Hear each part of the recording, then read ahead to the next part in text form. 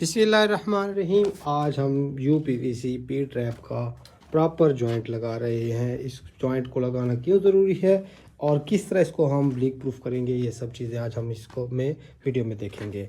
इसमें सबसे पहले हम इसको साफ़ करेंगे और सॉल्वेंट को बिल्कुल प्रॉपर और मुकम्मल लगाएंगे ताकि कहीं से भी हमारा जॉइंट रह ना जाए। सॉल्वेंट हम देखेंगे कि एक्सपायरी तो नहीं है और ख़राब तो नहीं है। सॉल्वेंट को जब हम यूज़ करेंगे तो उसके अंदर बुरश होता है, बिल्कुल प्रॉपर अंदाज में लगाएंगे। इसकी अलाइनमेंट और लीक प्रूफ बनाने के लिए हमें सबसे अहम जो चीज़ ज़रूर चाहिए होती है वो इसका तरीक़ाकार है कि इसको किस तरीके से हम लीक प्रूफ बनाएंगे। ये चीज़ देखना बहुत ज़रूरी है।